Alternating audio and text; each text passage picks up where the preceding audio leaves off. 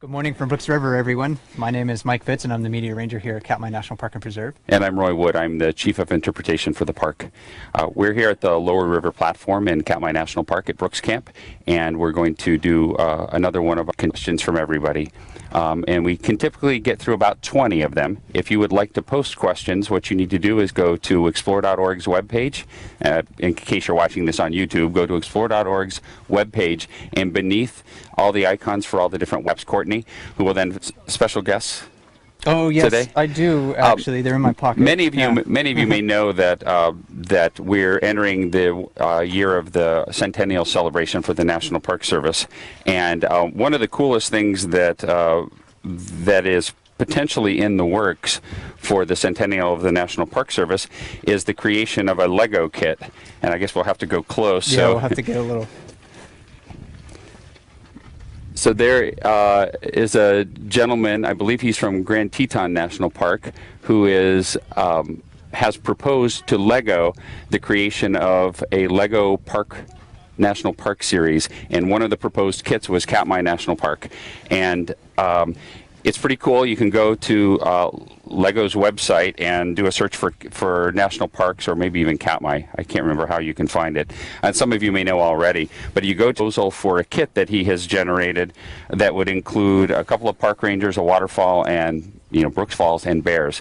And as I understand it, according to Lego, once an item gets about 10,000 likes, then they will consider putting it in production. So if you are a Lego fan, or if you know someone who's a Lego fan, or if you just want to make every park ranger in the country incredibly happy, go to Lego and give it a thumbs up on the park ranger kit. You see, this one is a female ranger. You can tell by the bright lipstick. And yours is the male ranger, and these are just mock-ups because they have to use what's off the shelf when they make a proposal, and it's possible that the Lego Rangers could be different ethnicities and different genders, but go to the site, check it out. I think the last count they were at about 5,000 or 4,000, something like that. I think with your help we can get it to 10,000 by the end of July, because there's so many people out there watching the cams, and we got to get some pictures of them up at the falls sometime and take them up there too. But they're pretty cool, and if you like Legos, and as I said, you want to make this project on Lego your support, that'll be a fun thing to have for the centennial of the Park Service. And we're standing in a different location than when we've done our other live chats. First one we did, we were up near Brooks Falls. The second one we did just a few days ago, we were at the head of the river, broadcasting from there. I did some play-by-play from the falls last night, but now we're down at the mouth of Brooks River. And sometimes we like to have chats down here because you see different bears doing different things down here, a little bit of different fishing activity in this area. This is also a great spot to look for mothers and cubs too. Right. And that's what we're really hoping to see today on this chat, because this is a really exciting time of the year for us at Brooks Camp, and hopefully for you viewers. Not only every day are we potentially seeing more bears showing up at the falls, but this is the time of the year when the sows with cubs show up. And boy, it seems like every day we get a new round of them. What have we got so far? Well, we have 435 and her mixed age litter, so her adopted cub. And that would be Holly. Yep, and that's Holly. And then 132, who is a female with 3 yearling cubs. She was around last fall an awful lot with her spring cubs so far, sometime in the afternoon, and I didn't get a chance to see them. And Leslie didn't either, so we don't really know who that is. Could be one of the ones from last year that we saw. It could be a new bear coming into the area that we didn't see last year. Who knows? Or that we've ever seen. It could be just a completely new bear, because that happens sometimes. And then we had, of course, 402 show up with her 4 cubs. We were surprised by that. It's not unprecedented to have 4 cubs, but I don't expect any of the bears to show up with 4 cubs. We've only seen 5 litters of 4. Well, since I've been here. Yes, and I looked in the bear monitoring database just the other day, and I could only find records of 5 litters of 4. Okay. So it's uncommon to see here at Brooks River.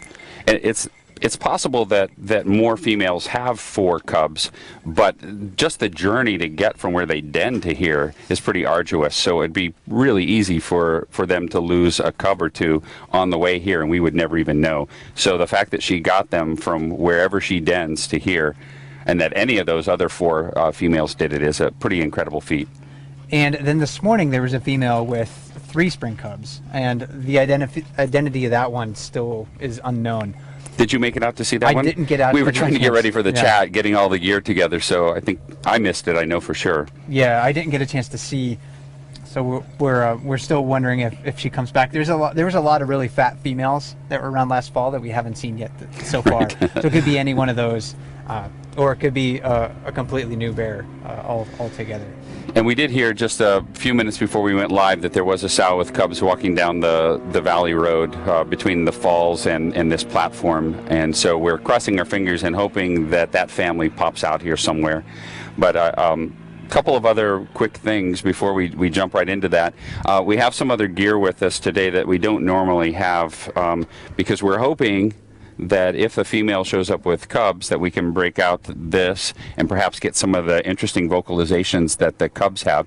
This is a parabolic microphone that's extremely powerful, so it may be that if they show up, there's a little bit of me fumbling around trying to get this gear ready and trying to get you a better view of the cubs, and also some really cool sounds, because that's really neat to hear their purring noises and their bawling noises that they make. And we had a pretty good demonstration of those a few nights ago when 402 showed up in camp, and her cubs didn't want to go across the river, and she very much wanted them to go across the river and was not going to stop until they obliged. And some of you probably saw it on the cams, but what you missed was the incredible display of belly aching, if you will, about no, I don't want to go across, and then her saying yes, you will. The cubs oftentimes seem to be much more hesitant to actually enter the water than the females. Yeah. The adults are and even younger bears that are larger than spring cubs they're really good at swimming.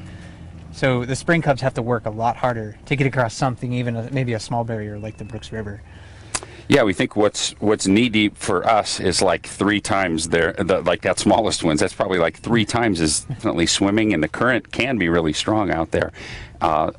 Yeah, I don't blame them for not wanting to go across, but they do need to follow her, and it's what makes them stronger and what makes them able to do it, when they need to go out and catch their own fish. So very important that they learn that skill and that confidence early on. And we're down at the mouth of the Brooks River, and I know there's a few questions sort of lining up in our queue about some of the bear fishing styles and some of the techniques that bears use up at Brooks Falls, but we maybe should talk about how the bears fish down here, because you'll see bears in the cams out in the mouth of the river, just to my left, and they're just swimming around. Really what they're doing out there is they're looking for fish. They're not going to be able to catch the fish that are alive and active, but there can be fish even at this time of the year that sort of just drop out of the population. They migrate into the fresh water here. They happen to just weaken and die at the mouth of the Brooks River, and a lot of the bears know that. They know that they can find reliable food sources at the mouth of the Brooks River, so that's maybe one reason why we see many bears sort of investigating the mouth of the Brooks River right here. So look for them to be snorkeling here. Right now, later in the season though, this is going to be the place where or the majority of the bears are fishing, and they use a technique called snorkeling at that time. Right, which is pretty self-explanatory. If you know what the word snorkeling means, they will just be dog paddling along the surface of the water in some cases, other times just walking, but they've got their faces down in the water, and you'll see them actively looking around trying to find fish. And one thing that I think is pretty interesting is that the majority of the bears appear to not like to get their ears wet. So you will see them almost always keeping their ears out of the water, or if their head plunges under, when they pull it up, they rapidly and go completely under the water. We don't really know what it looks like under the water, but we can imagine it's, sort of dog paddling their way underwater, trying to get deeper. Oftentimes, their big, fatty rear ends are sticking up at the top, and they're you can imagine they're just like pawing, trying to pull themselves under, because you just see this struggle trying to get their hippopotamus bodies under the water to get the fish. But the ones that dive with some regularity can be quite successful at it. And that's a great technique to have, because as the lake levels rise, the water gets deep here, and there are going to be some fish that are just barely out of reach of the snorkelers.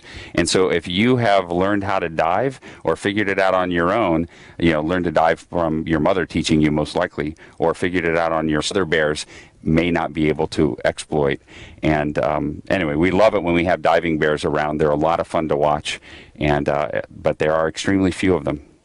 And there was probably maybe the most famous Brooks River bear ever, who was nicknamed Diver specifically because of he was a kind of a giant adult male. So he found success in that technique, and some bears need to be a little more versatile in their fishing styles to find those advantages, find the access to those food resources that other bears can't reach.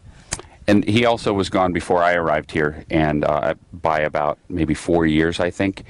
But he was still quite legendary here, and people would talk about how he could fish anywhere. He could fish the lip of the falls, the jacuzzi, over where Scaredy Bear sits. He could fish out here in the shallower water, and he could dive. And they also talked about how they really never saw him get into fights.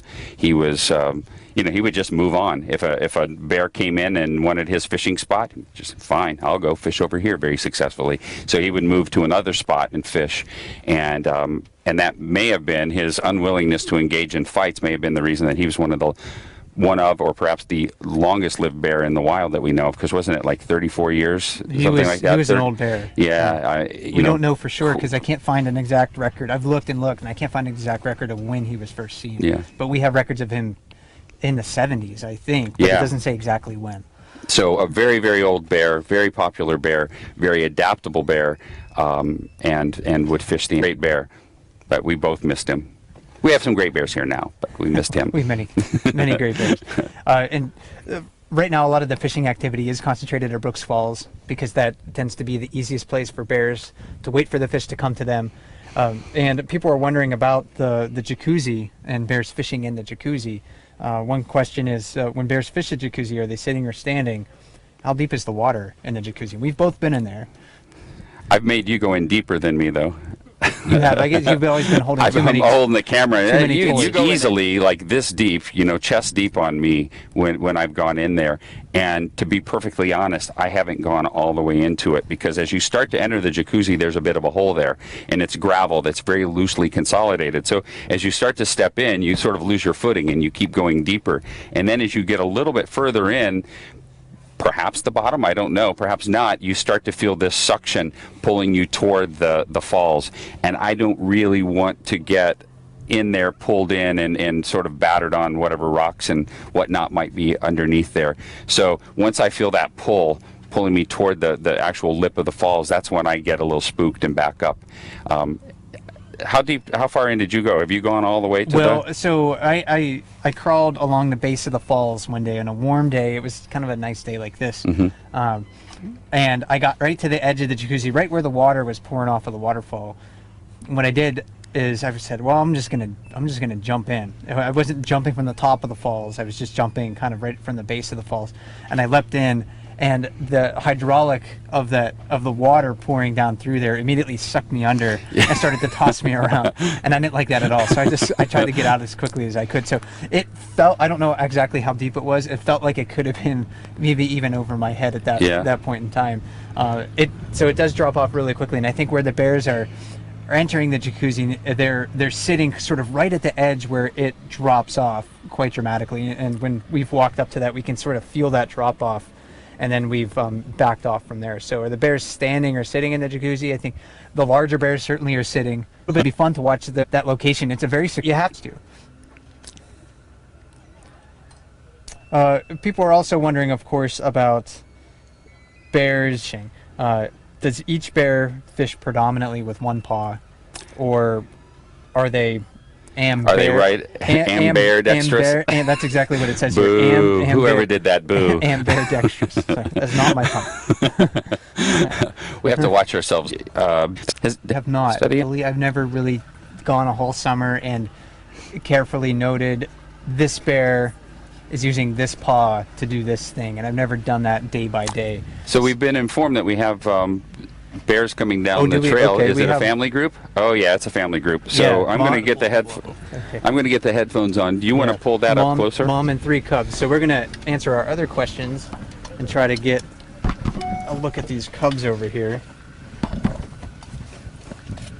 So you're going to hear other people on the platform right now, because there's a bunch of people gathered unfortunately, around. does the gator know that there's?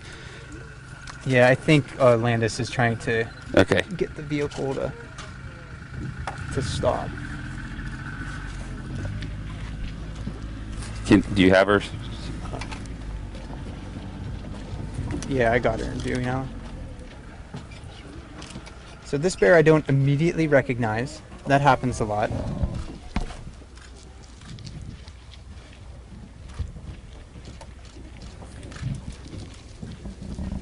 Little used to people, they're maybe habituated to our presence. The cubs, oftentimes when they first experience people, are not. So we'll watch them for their reaction to the people on the platform, the people on the other side of the river.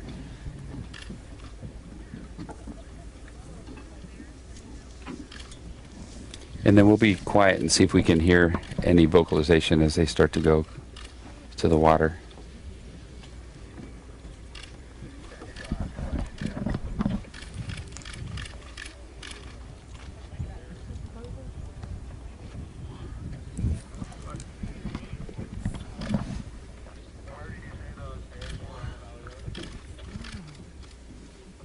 This is definitely not number 402, in case anybody who's watching on the cams right now is wondering. This is a different bear.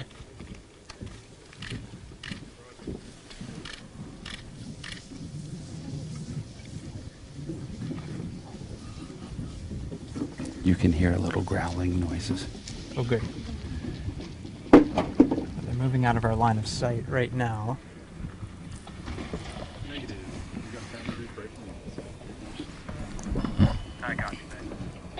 So we're probably going to move our camera back into its normal position since the family is out of our line of sight.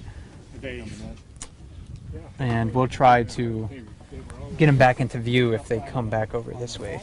Sometimes they'll pace back and forth here by the bridge, trying to figure out what they're going to do. You know, she can look upriver. She can see some people fishing up there. There's the people on the platform. There's people on the other side of the bridge looking at her. And sometimes that just, leaves them a little confused, and they're trying to figure out where to go, especially if this is their first day back in camp and the cubs aren't used to things and the mother's not really used to walking around with the cubs with her. And it can be just a real disorienting time for them the first few days. They're also the subject of a lot of attention by people. Yeah. And we try to manage the people as best we can, but people get very excited about cubs, obviously. I think you need to scoot out that way All right. a little bit. Okay. So when cubs are here, they're people want to sort of surround them. So we have to emphasize sometimes politely and but firmly that it's important to give those mothers and cubs a little bit of space. Again, not just for safety considerations, but to make sure that they have room to go about their business. Because we could easily block all of their access points. We could all surround them in a... Before I Yeah. mess it up. we on the wildlife viewing platforms here. So she's still moving upstream right now, but she's out of our line of sight for the moment. We'll look for her to come back. And hopefully we were able to capture some good shots. And some of you may have been able to hear there were some very mild vocalizations that the cubs were doing. Almost sounds like when my belly growls. It wasn't this loud bawling kind of noise. It was just a that I could pick up very faintly with the parabolic microphone. So that was pretty cool, and I hope that some of you got to hear that. I forgot I had those on till I growled, and then it was really loud in my ear. So we were talking about in the jacuzzi, we were talking about if bears are left pawed or right pawed, and one of the things I love about the cams is that there's there's a few of you out there right now that watch the cams pretty regularly, and that would be something that you could do one day if you were interested in helping us figure that out. If you watched like the entire time that Beadnose was fishing to see if she seemed to prefer to swat with her right paw to knock them into her mouth or her left paw all the time.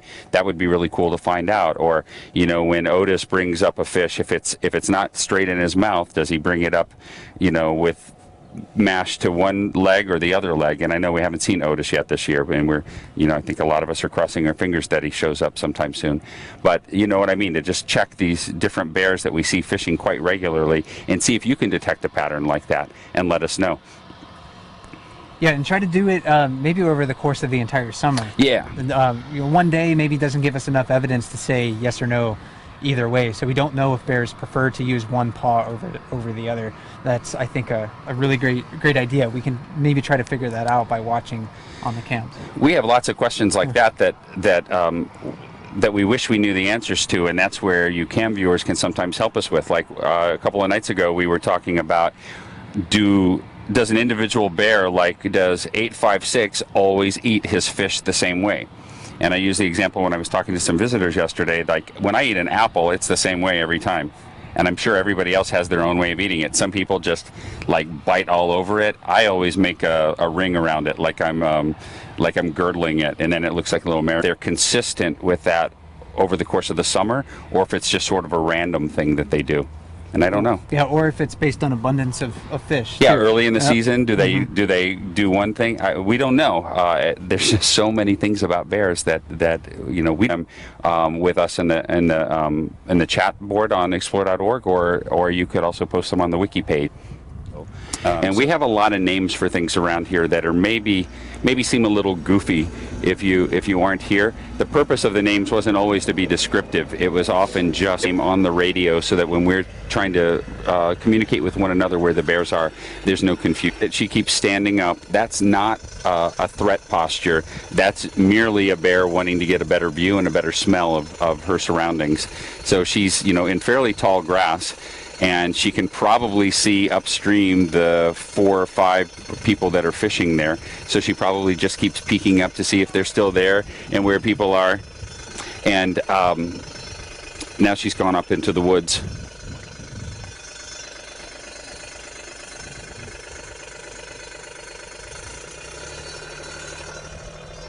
Yeah, and I don't think we can see her anymore, so we'll look for her to come back down this way.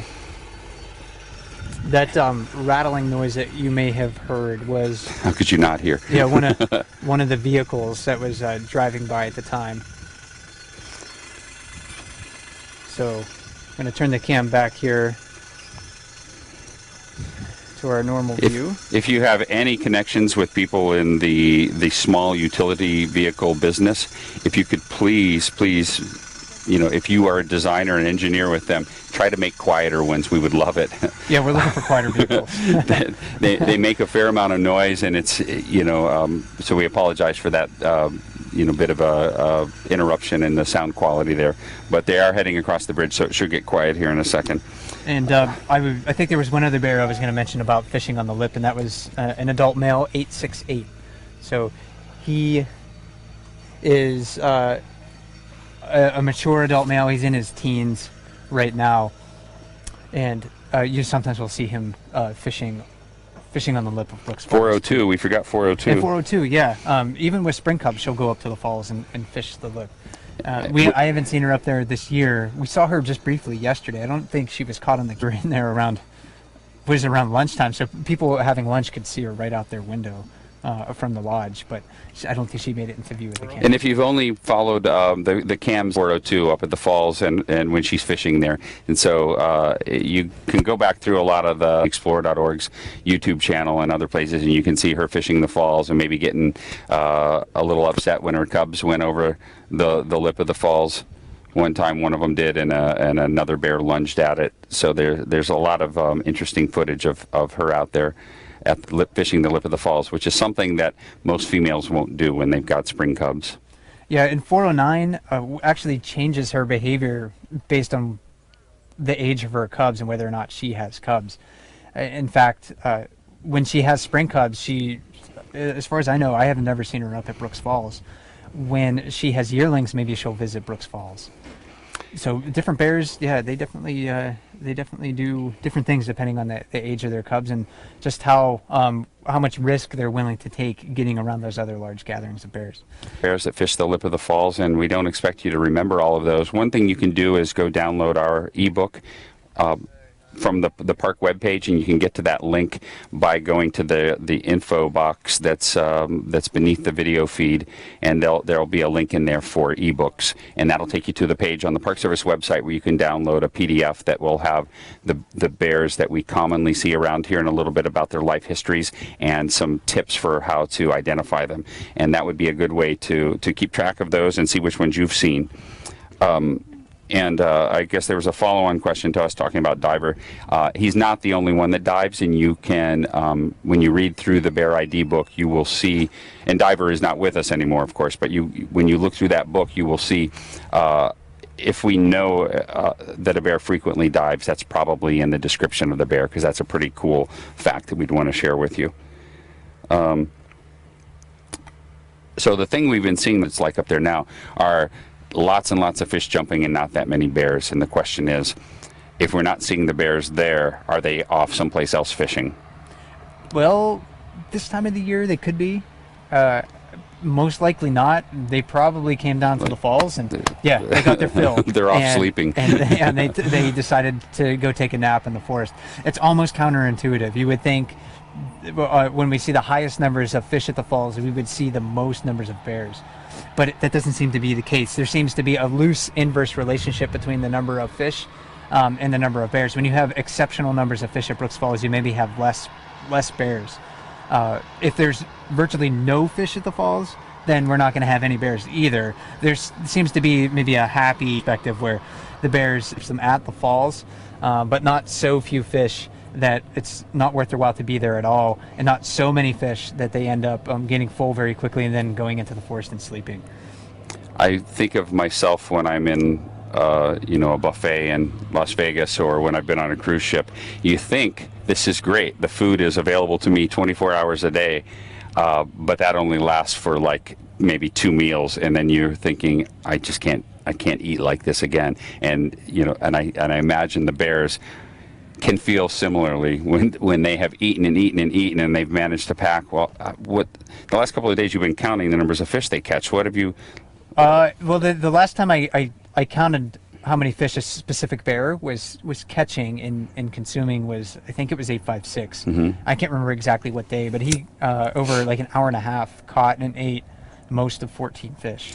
He was eating the whole fish up through the first half of those. Like the first 7, he ate the whole thing, and then after that he started to high grade the fish and stripped just the fattiest parts off of it. So he was taking in a lot of calories. And so those seven fish that he ate completely, that's, let's say, like 5 pounds. So that's 35 pounds of fish he ate without really stopping. I don't know how big their stomachs are, but they can only hold so much. And I always think of that steakhouse on I-40 and I think Amarillo that says free 72-ounce steak if eaten in 1 hour. I've been there. You've been there? Okay, did you try it? No.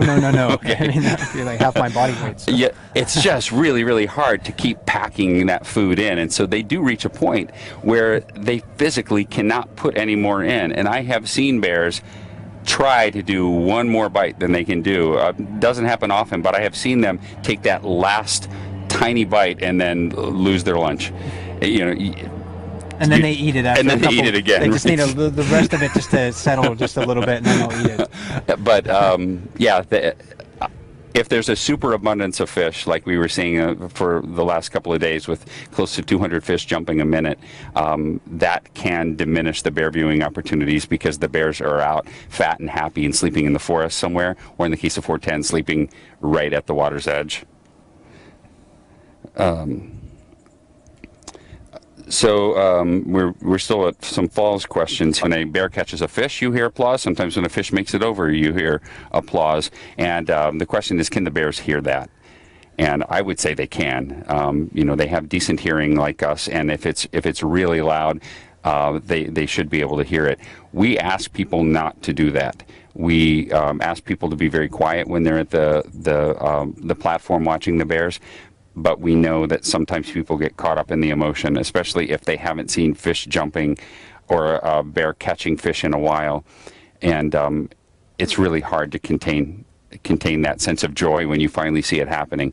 We try to discourage it, and we hope it's not too frustrating for you viewers at home to hear the occasional voice there, but we're trying to find that trade-off for you so that you can watch the bears and hear the sound of the waterfall and the occasional sounds of birds and maybe some growling between bears, and not so much of the human activity.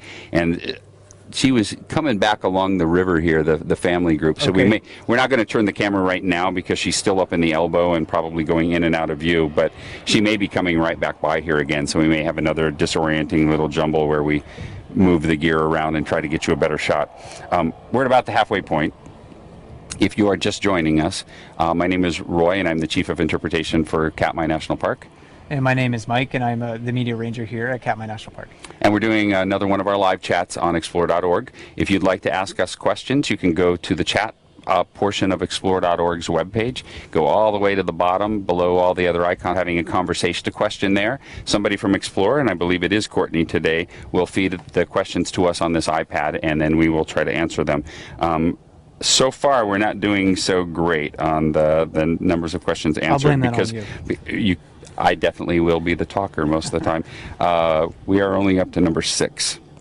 All right, we better get a move on. So we just do rapid fire. We just answer yes or no to all of these. When we see 402 with her cubs, will they eat the fish she brings ashore as young as they are? Yes. Next question. No, you can go ahead and you can elaborate. Much relying on her milk, and probably the meats, they smell what she smells. So if she catches a fish, brings it to the shore where the cubs are in the nest. Or my mom cutting up hot dogs for me. So yeah, it's not like that. She's probably going to try to eat as much of the fish as she can, and the cubs may compete for some of the scraps. She may be tolerant enough to let them pull some of the fish away from her and eat that. But the cubs are quick to learn what's good for them to eat, and they're watching mom very carefully to see. Mothers will keep their cubs through 3 summers, but seems like, and then, hey kid, get the heck out. It's time for me to go about my business. And When Flo was here? When she had those into their 4th summer. Yeah, and that was a pretty intimidating pack of bears. Okay, she's very close now. Okay, so let me. We're gonna switch modes here and hopefully get you some nice family views and some sounds. Did she actually enter the water? Yeah, she entered the water. She's kind of coming towards the platform now. I thought I saw. Maybe it's not the one with cubs. No, I think that's her. Where did the cubs go? Okay, I can't see them yet. They Well, the must- grass is tall. Yeah, so they're probably still in the grass there. Because I thought further down I saw cubs, and now I'm not. Oh, I see grass moving. Yeah, so they're over there in the grass. I'll try You know, to like in Jurassic Park when the vegetation moves. I'll try to zoom into that spot. Maybe we'll get a better look as they come into the water. I'm going to cross. Whoa, I can't do that.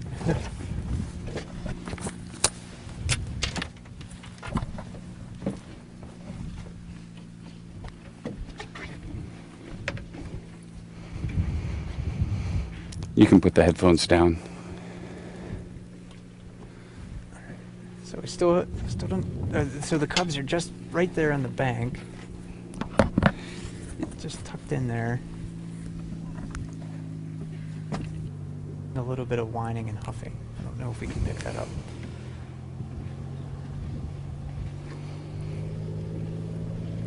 It's hard to hear anything over the airplane landing right now.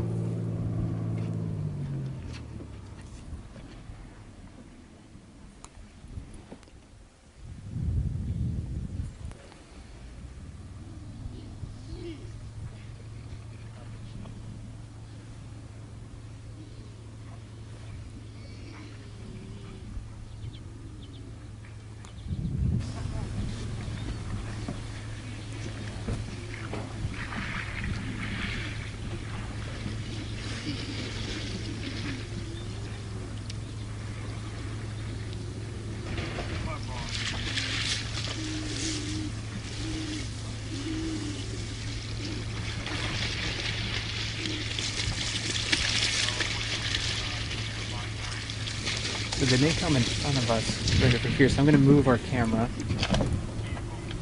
Sorry for the jumbled video here, but we're just trying to jostle around to get you the best view if they do decide to come by here. And hopefully you could hear some of the vocalizations they were making. I have the microphone gain turned up kind of high, but I'll be quiet now. Here they come.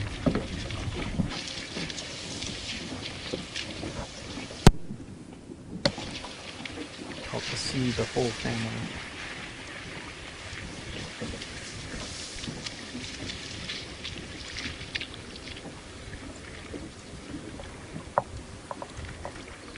So cubs are right behind mom now.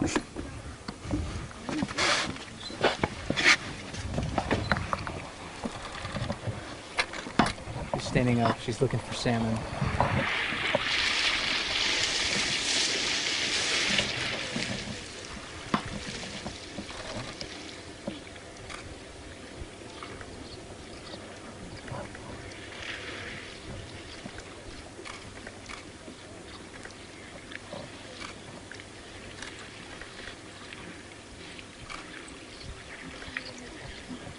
You can see these cubs are a lot more confident crossing the water than 402s were.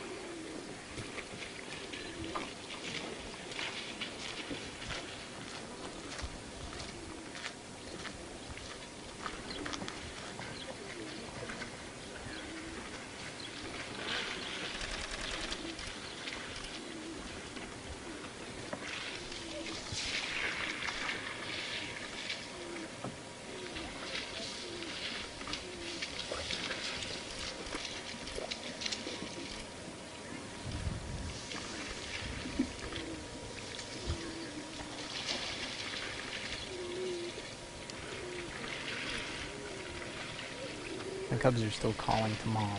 I'm not sure if we're picking that up or not.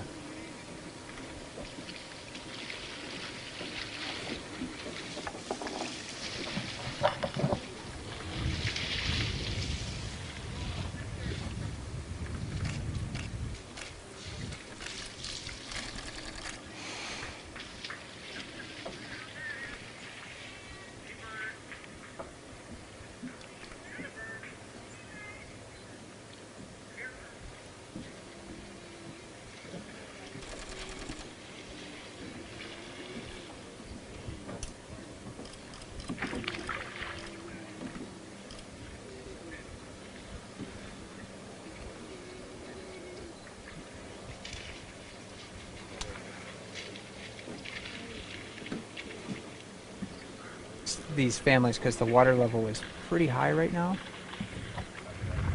and that gives the fish a lot of places to escape. There could be a lot of fish out in the water there, but when the fish have a lot of avenues to get away from bears, then the bears have a really difficult time catching them.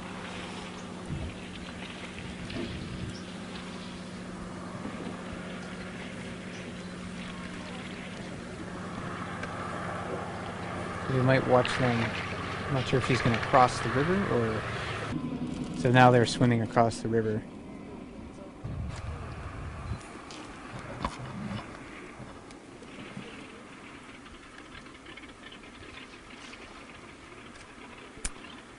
So you can see mom is out fishing in the water, but the cubs are they're taking the shortest swim to the shoreline. They're not always going to follow her exact path to get to the other shore.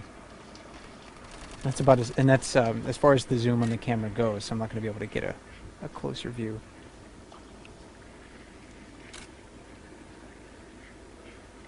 It's like she wants to go under. Yeah, maybe she sees a fish right down there. She's trying to grab it. She can't quite reach it. She doesn't want to dive. There she goes. There she goes.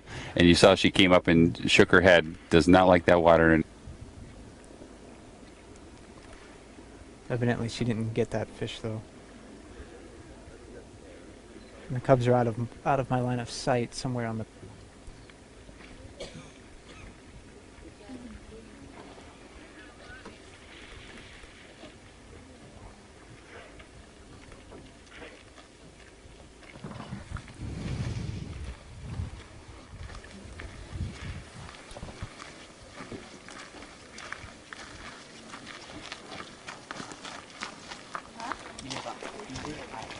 The cubs are still hidden from our view.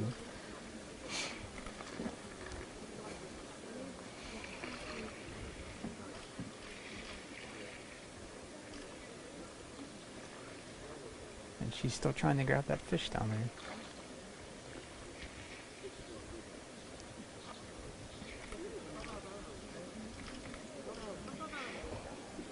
Yeah, and she did actually. She finally got it. So she comes up to the bank. She may take it out of her line of sight. She may eat right there. The cubs may surround her very quickly, trying to get a piece.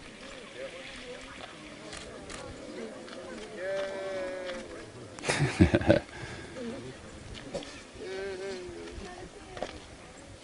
right, honey, I think we're safe.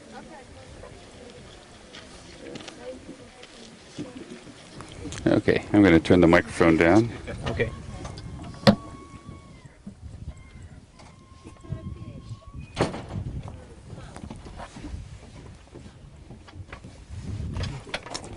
We're definitely getting behind on our questions now. Yes, we're not going to get to 20. Do you want this to time. sign in again?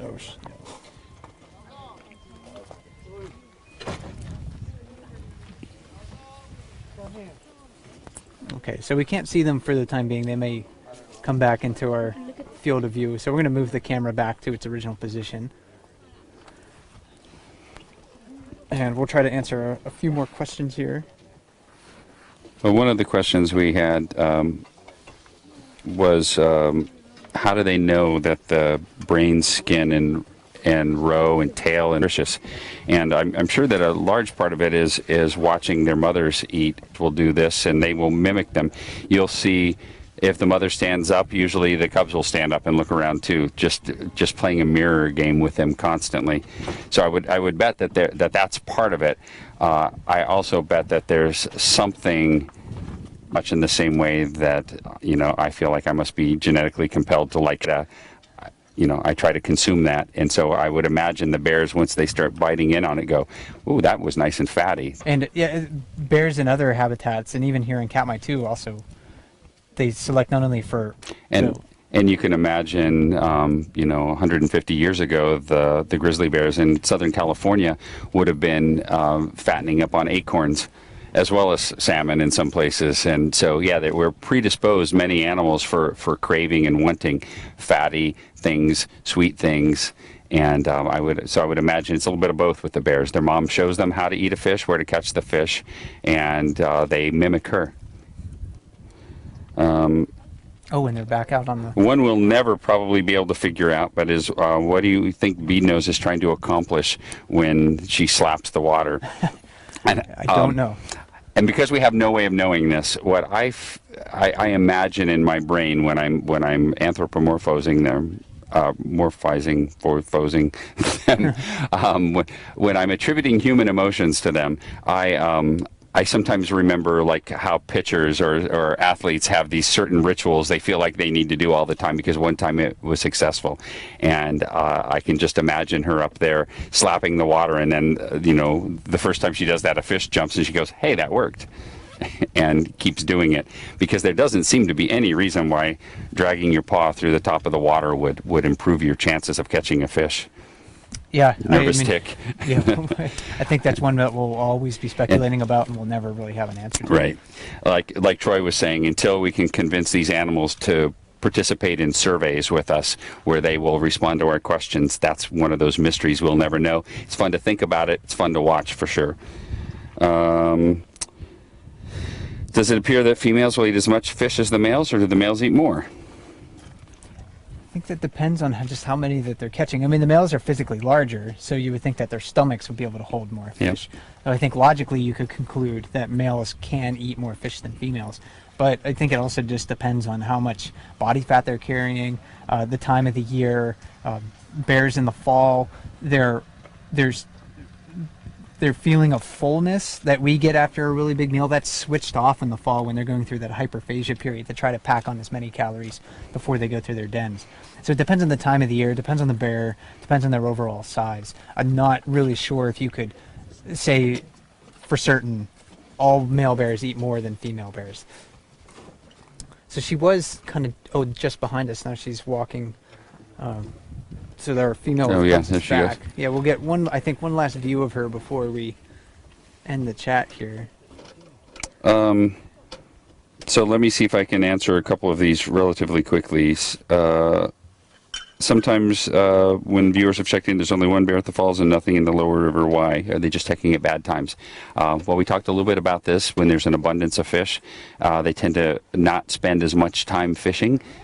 Because they catch the fish pretty quickly. They go off and they sleep off those full bellies. As far as not seeing much at the lower river really comes into its own in September when the fish that are spawning in the Brooks River die and collect in the shallow areas and also in the deep holes down here in the lower river. And so we expect to see a lot more bears fishing this area in September. In fact, the most bears I've ever seen in the lower river in September, and that was 43 bears visible out here.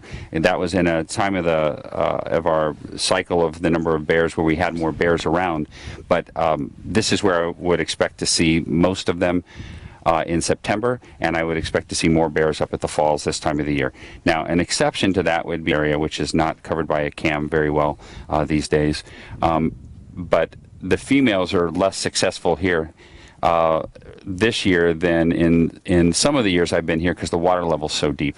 And if we had a really low lake level and really low river level, it would be much easier for them to fish here. But those are my thoughts on why we're seeing relatively few bears here and even relative Water in the lake at this time of the year, and a lot more fish. There was a much bigger escapement. Siri, what are you talking about? And we must have said something that sounded like, "Hey Siri." Said. Okay, someone can watch that ignore. We should have asked Siri. Maybe she could. We'll do that the next time. All the questions we'll filter through Siri and see what Siri says. I don't know why I find that funny. What were you saying? Sorry. Yeah, I don't even know. It was about the water level, and yeah, it depends on those dynamics. High water levels impact how successful bears are fishing down here at this time of the year. So I think that's probably the primary reason why we're not seeing more bears fishing down here. Fishing in the riffle section, have seen bears pouncing, slapping the water as if playing. Is this a method to stun fish? Pouncing in the water isn't necessarily, they're not looking to stun the fish, but they're looking to jump on the fish. Yep. They'll stand maybe right next to a pool where they can see a fish swim by, and then when they jump in, they're looking to pounce right on top of the fish, trap it to the ground. So when you're seeing that, they're looking to grab a fish, and sometimes they'll wound the fish, sometimes they'll disorient the fish, and then they'll pursue it for a little bit down the river. But that's really I think a technique just to grab the fish and pin it to the ground. She's at the corner now. Oh, she is. So she's back. She keeps wandering back and forth. Back and forth, pacing, looking for another fish. Since bears' teeth wear down, but we tend to see them eating really soft food, the salmon and the salmon bones, what do you think makes them wear down? They eat a lot of dirt too. Yeah, they're also, of course, a lot of gritty vegetation in the springtime. They break their teeth on various things. Other bears. They chew on a lot of really tough bones.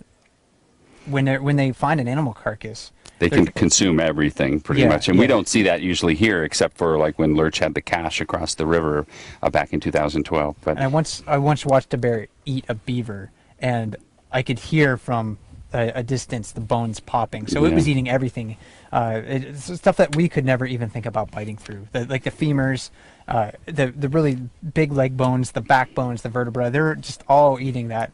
So all of those things. Most of Katmai, they dig and eat clams, and some of the bears are very delicately pry the clam apart with their nails and eat it. Other bears just eat the whole thing, and you'll find piles of bear scat that are just filled with crushed clam shells. So there are lots of things that they do that we don't necessarily see here on the cams Not that to are mention wearing all their the sand that's right on top of the clam. yeah. So let's see. There was only 15 questions, so I think they've shown us some mercy today and not make us feel too bad about not answering them all. Let me see. Why is there such a big difference in size between 402's cubs? Well, just like in humans, I think some bears grow faster than others. Do you have siblings? I do have siblings. Mm-hmm. And my brother is bigger than me. I'm still tougher, though, so if he's watching, you better watch out. My brother watches, and he's a little bit taller than me, but I can still take him. So, yeah, just like in humans, genetics maybe predispose certain bears to grow a little bit faster. Are they born at about the same time? Like, are they born, like, rapid fire, like all four of them? Like, just... I think they are. I think they're born right around the same time. Because I know with birds, sometimes there's a couple of days difference between them, and if you're the first one to hatch, boy, you've got an advantage. You got a bigger mouth. You're stronger when your siblings are hatched. But yeah, I wondered that with the bears, and there's probably a difference in flow of milk, and so if you happen to get can fight your way. You're more aggressive and get to one of the teats that provides a little more milk flow. That's probably better than, as they say in like pig farming, sucking the hind teat, which is not good if you're a little runt pig. And there's competition within the litter. Yep. That's another part. So that when they're one another. So competition for mother's milk, competition for other food sources, and some of those other bears some of those cubs that are a little bit larger might have just that much more of an advantage to grow faster. Well, the last question, I believe, I don't think I've skipped over any, and that is, over the years, have we seen an evolution in how the bears are fishing here? A long enough set of data to really say. Right. I think if we think about it truly in evolution, we don't go back far enough because evolution occurs over the few generations that we've seen here. But what I try to answer it more fully than, well, we just don't know, is that adjustments in the sort of the ratios of how the bears are, some years there's more bears fishing the lip of the falls than are fishing the like that, wouldn't you think? Like, because the bears are not always all here. Yeah, and how they use the river, that changes. But as to say, like, are the bears getting, building into their evolutionary makeup these different ways of fishing? Check back into, Bear Cam 4000, and maybe we'll know something by then. But right now, I think way too early to tell. I have wondered, kind of when I'm laying in bed at night and thinking just goofy things, that if we had this relationship between salmon and bears continue indefinitely into the future, would bears evolve more adaptations that will allow they develop but if there are those little tiny genetic advantage to reproduce over to successful, then that stuff can get passed on over generations. So I don't think we're really going to know. We're going to have to. So we'll see if Einstein is right about some of those things. Yeah. Some people think you can maybe go into the past, maybe not so much to the future. We'll find out. You want to hang on just a second and see if she makes them swim back across the river? Yeah, we can stay live for just a few minutes, but Did any other questions pop up? No? Maybe we're offline. That sometimes happens here. They've been telling us for 20 minutes, you guys went dead a long time ago. So it still says live on our Terra deck. Okay. So some of our equipment's in the way, so I'm gonna move our cam back closer to the edge of the platform. Yeah, I just think it'll be pretty neat if she decides to take them back across the river and they end up out on the spit. We'll get another good view of them and maybe get to do some recording of their sounds again. And I do hope people were able to hear the sounds.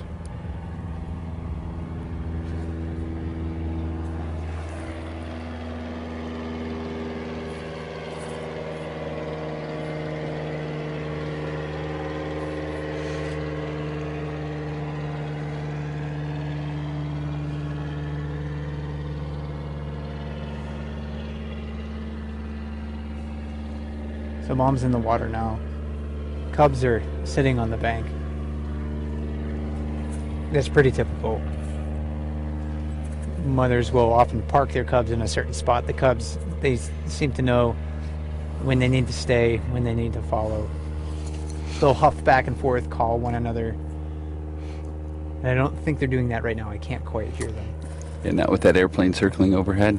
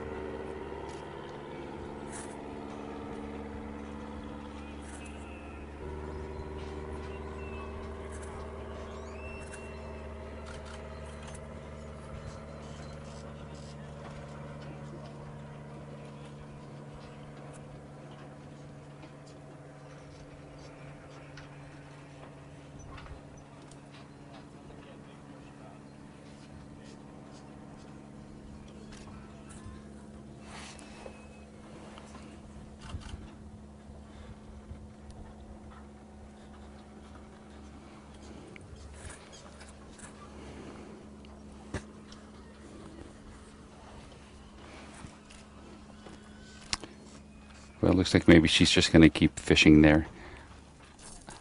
We can go ahead and sign off here. Once again, we want to thank everybody for joining us on today's live chat. We hope that you got some good opportunities to see the newly arrived sow and family group here.